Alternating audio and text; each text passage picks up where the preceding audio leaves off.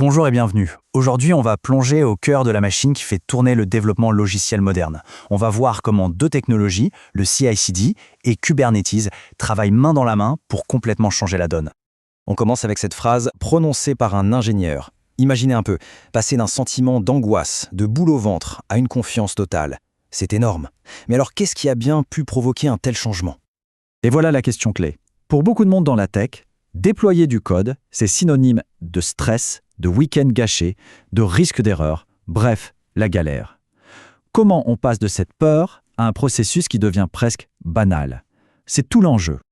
Pour bien comprendre la révolution, il faut faire un petit retour en arrière, se souvenir de ce qu'on pourrait appeler le dilemme du déploiement. Une époque pas si lointaine où mettre une application à jour était un événement rare, compliqué et franchement redouté par tout le monde.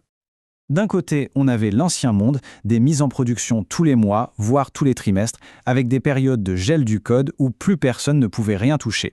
Et de l'autre, le monde d'aujourd'hui, un flux continu de petites améliorations livrées plusieurs fois par semaine, parfois même par jour, et de façon totalement automatisée. Ça change absolument tout. Bon, alors comment on fait ce grand saut? Tout part d'une action très simple, la toute première brique du système. On va suivre le voyage d'une seule modification de code pour tout comprendre. Alors voilà notre développeuse, appelons-la Sarah. Elle modifie son code. Ensuite, elle enregistre ce changement, c'est ce qu'on appelle un commit. Et enfin, elle le partage avec le reste de l'équipe en le poussant sur un dépôt central, comme GitHub.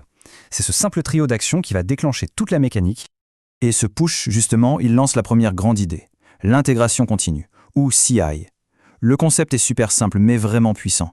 Dès qu'un petit bout de code est partagé, on vérifie tout de suite s'il fonctionne bien avec le travail de tous les autres. C'est la fin des mauvaises surprises qu'on découvrait des semaines plus tard.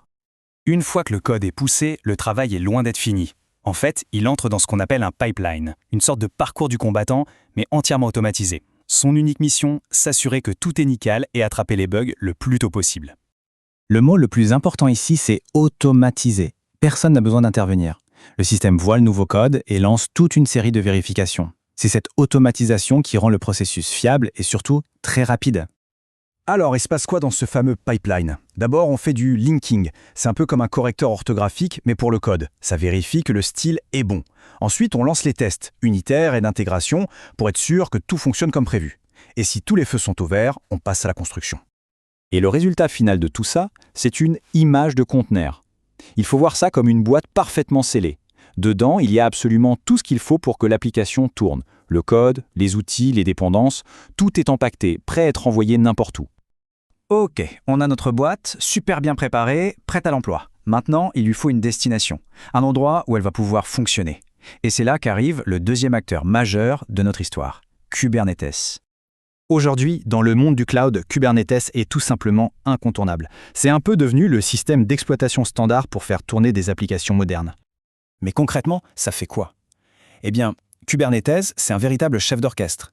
On lui donne nos conteneurs, nos fameuses boîtes, et il s'occupe de tout le reste. Il va décider où les faire tourner, s'assurer qu'ils sont en bonne santé, en démarrer plus s'il y a du monde, et les remplacer automatiquement s'ils plantent. Pour piger comment ça marche, il y a quelques mots de vocabulaire à connaître. Le cluster, c'est l'ensemble de l'orchestre. Il est composé de nœuds, qui sont les serveurs, les musiciens si on veut. Sur ces nœuds, on trouve des pods, qui contiennent nos conteneurs. Et enfin, un service, c'est ce qui permet au public d'accéder à la musique, en donnant une adresse stable. Parfait. On a donc notre usine de fabrication de logiciels, le pipeline CI/CD et notre plateforme de distribution mondiale Kubernetes. Maintenant, la question c'est, concrètement, quel est l'impact de tout ça sur la performance d'une équipe? Pour mesurer ça, on utilise souvent des indicateurs, les métriques DORA. Il y en a deux qui sont particulièrement intéressantes. La fréquence de déploiement, à quel rythme on livre de la nouveauté, et le délai de livraison des changements. Combien de temps ça prend entre le moment où le code est écrit et celui où il est en production? Regardez bien ce chiffre. Les équipes qui sont considérées comme élites déploient du code au minimum une fois par semaine.